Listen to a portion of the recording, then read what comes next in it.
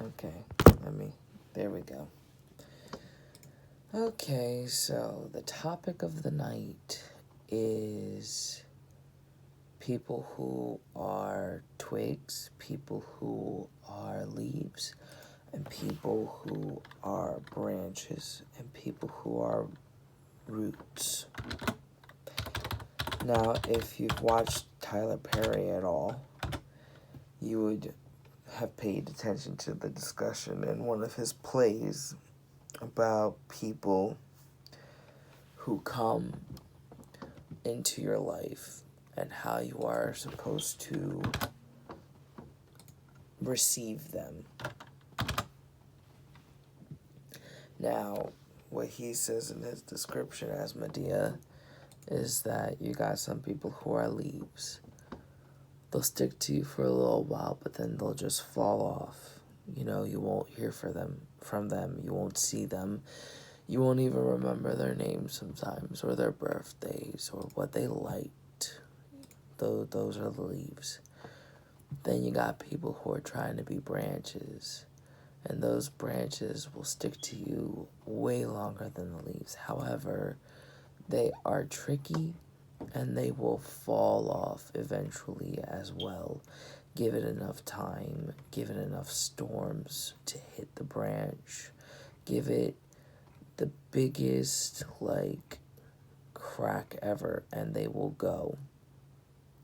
Unfortunately, one of my best friends, James, was one of those branches.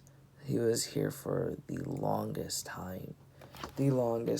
I was friends with him for well over 10 years. I've known him since elementary school, and we stood as close as possible throughout high school and throughout college. But then somewhere we fell off, and I'll probably never see him again. I still talk to his sister, but that's about as much family connection as I have to him anymore. I don't know how he's doing. I don't know what he's doing. And that saddens me, but it is just the honest truth, is that he was a branch who I thought was a root, and he left, and I'll probably never look back. And I did what I thought I could do in order to repair a relationship that was supposed to be a root. I forgave him for leaving the house too early and making me have to pay an obscene amount of rent with my mother around and try and recover from my surgery. But he did help me recover for the first week and a half of surgery. He was there. He was like a nurse. He made sure that I wasn't moving around too much in order to not break my stitches. Like I said, he was somebody I felt was a root, and he acted like a root. But it turns out he was a branch. So that's the one relationship I have to talk about. And basically what he's taught me is that, yeah, there are people who will seem like the most dedicated people, the ones who are like your siblings at the end of the day, and they will still leave you high and dry given the chance and given the bad circumstance, okay? I accept that about him, and if he never wishes to speak to me again, that's entirely up to him. I would go to where he is and apologize in person and say that, that wasn't really worth dropping off a friendship, but if you feel that way after my apology, that's entirely up to you. Now, the next relationship I'm going to talk about. I had a friend named Kelly. And Kelly was my friend from when I lived up my childhood street and home, and where everybody else was beating me up, she was my rock the whole entire time. She was a reminder I wasn't alone, and she was a reminder that I was worthy of having a friend despite being a biracial child. Because that's why they were jumping me every day, was because I was a biracial child. So she was a branch as well. Friends with her for many, many years. And then I come to a point where I'm in high school and my hormones are crazy. Well, I'm almost in high school. I'm not exactly in high school yet. That's a lie. But I'm in high school almost, and my hormones are high, and I think that I have a crush on her. And all I wanted to do was simply inform her of that crush. I wasn't looking for anything. I wasn't trying to make her have a relationship with me. I didn't even think it was supposed to be a big deal, you know? I thought that innocent confessions between friends was normal, and that I could tell her anything and that she'd accept me. I didn't want her to accept me as a lover. I just wanted her to accept me. But when I told her about my developing crush, she said that her family basically would not approve of our friendship any longer and stopped talking to me. Now we see each other once in a blue, and it's extremely nonchalant and casual. I've actually talked to her sister more deeply than I've talked to her in years. And that's because her sister's been around. But I lost her herself as a friend.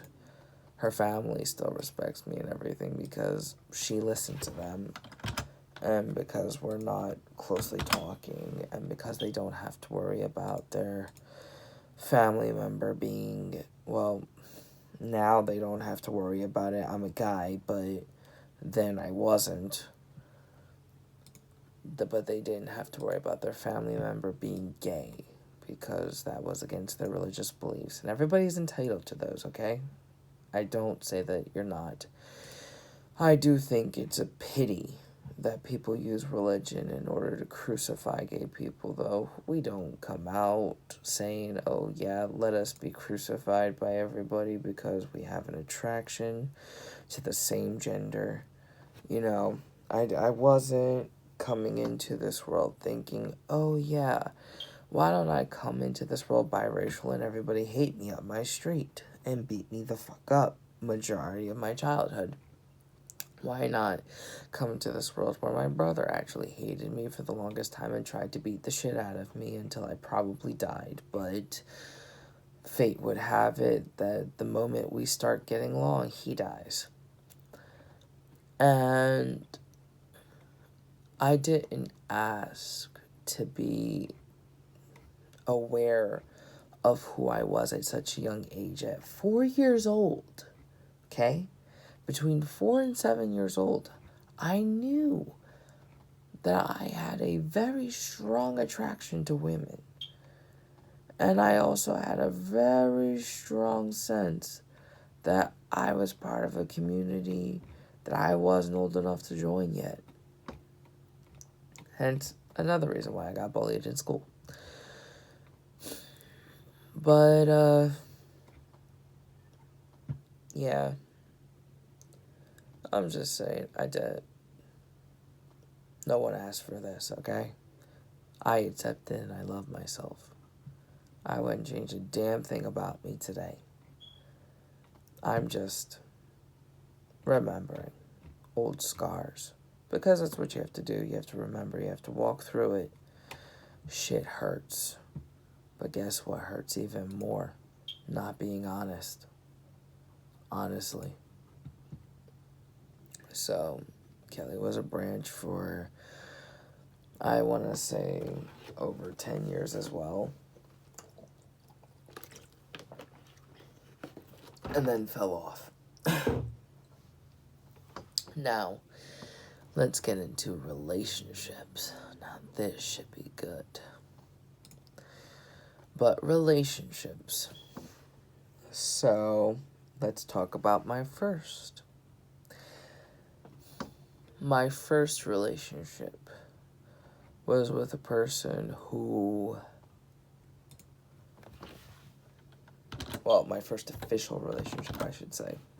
My first official relationship was with a person who had a very racially biased family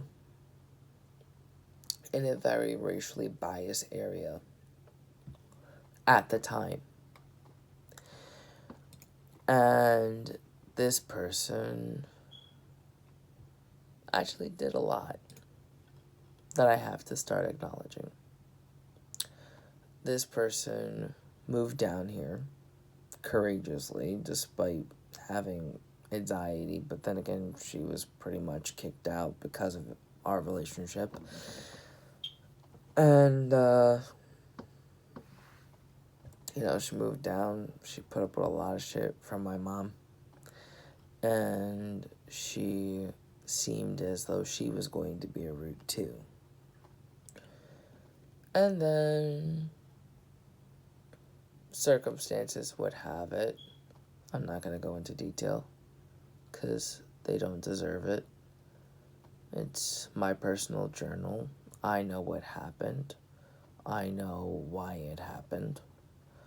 I know that it's basically ancient history at this point. But we fell out, oddly enough. I broke up with her for reasons that still seem to exist. But I broke up with her and never got over it because I didn't actually think it was real. And that left, I guess, so many unanswered questions to where when we finally got back in touch, chances would have that normal talking was fine. It was, and I enjoyed it. But private talking, I'm not going to go into detail about that either. But private talking brought back up the feelings I thought that had died long ago. And unfortunately, it's at a time where this person's not doing extremely well in terms of what's going on. Like, it's a lot that's going on with them. And that's fine. I fell into the trap. I'll live with my mistakes.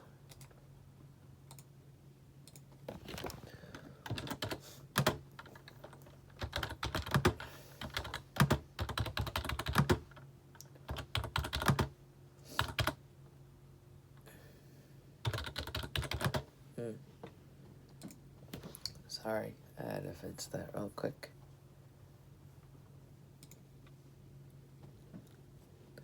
But what I was trying to say, no, that could be deleted, I don't care. But what I was trying to say was that,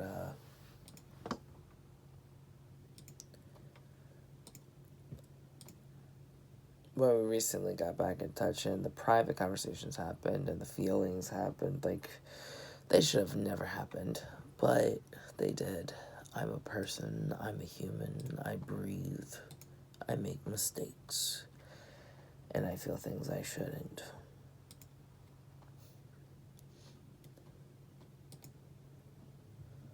But yeah. Once that happened, it seemed as though I had done the worst thing. Which was honest, but unneeded. Or it's not unrequited. Yeah, it was unrequited. So it didn't work out too well. And I have no idea what to say about it.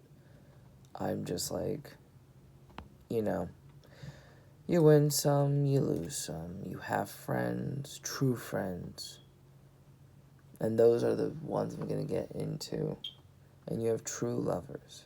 And that is the one I'm going to get into as well. But this first person, I'm just like, you know,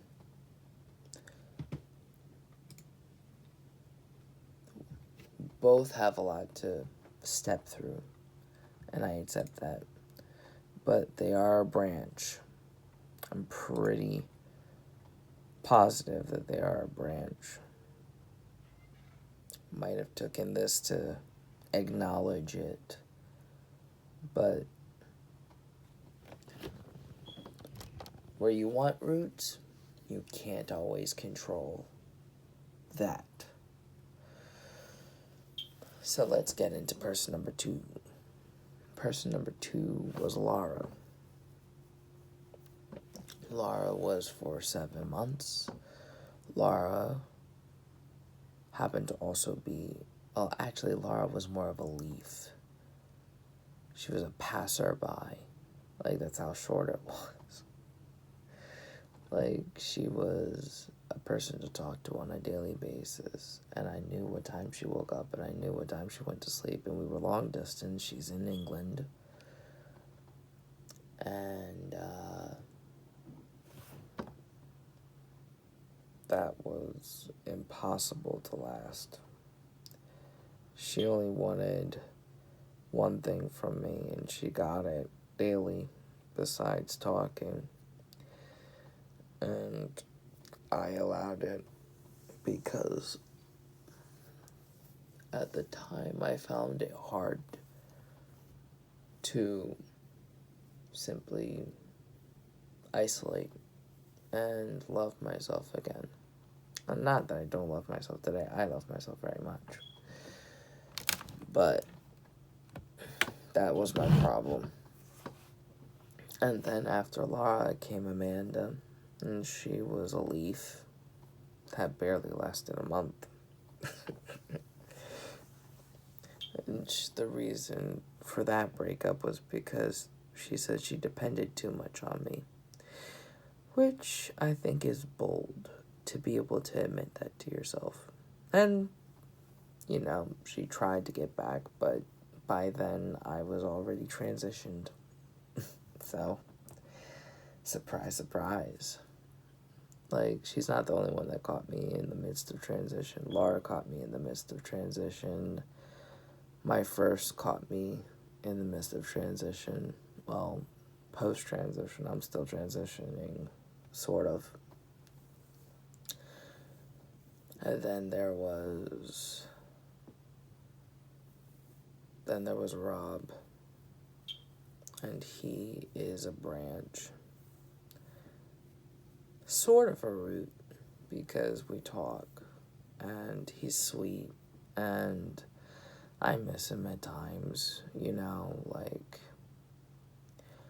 he wasn't bad, it's just that he had his own, he was actually born with a handicap or a handicapable aspect about him that I didn't know until we broke up, which I wish I had known, because I would have treaded a lot more cautiously to make him feel comfortable, because you can't control what he has. And there are a lot of people in America with it, and it's just not helpful if the person doesn't fully understand. But I understand him now, and we are friends. I check in on him every few months or so. And between Rob and Amanda is Jason. And I talk to him as frequently as possible. I love him still. I am not ashamed to admit that he is one of my very close friends, and he is definitely a root. He won that spot as soon as he admitted to himself that he was he admits his own flaws, and he might not always be around, but he is definitely a root in my book, because I can always find him no matter what.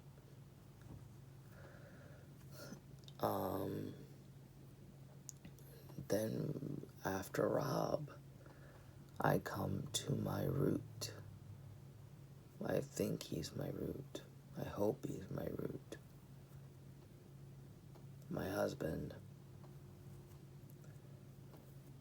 A very, very determined person, even though he has self-isolated himself for many years, is sometimes not capable of being communicative with people, goes through bouts of depression like anybody else does, and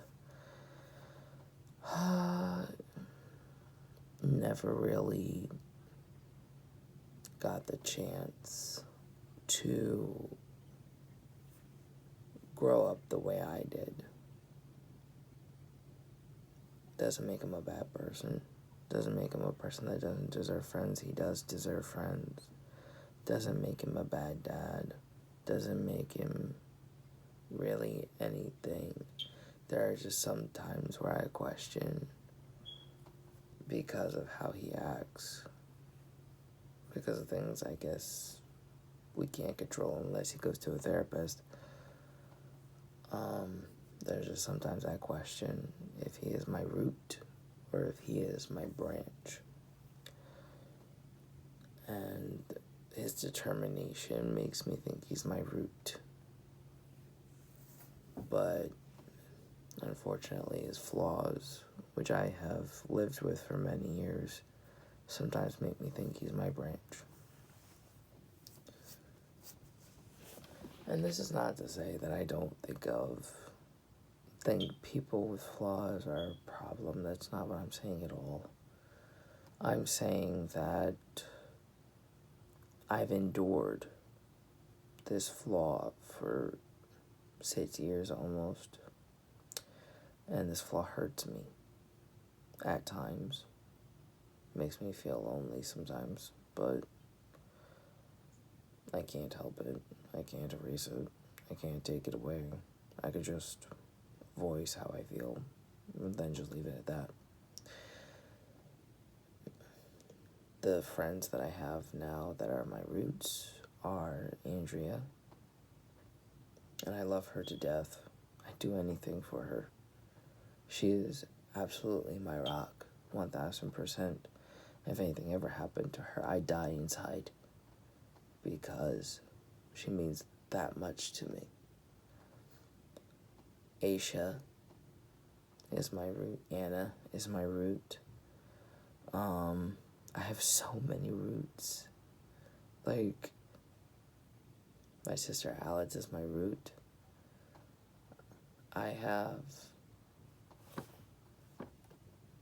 I'm very fortunate,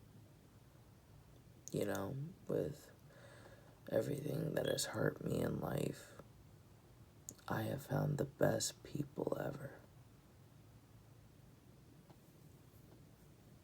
And just talking about it out loud just makes me realize how lucky I am.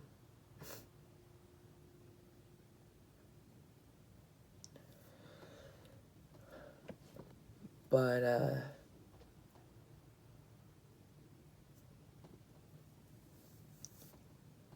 no. I think in total I have maybe 5 or so roots. Maybe 3 branches. And everybody else is just the leaves. You pass by, you cling, and then you go. Quite frankly, if anybody is offended by this conversation that I have on a camera with Harley, anybody watching, that is entirely your prerogative. This is just me making a video journal of my thoughts and basically what has made me, what tried to break me, and what has built me up again. And for that, I'm happy. So, thanks for listening, whoever did.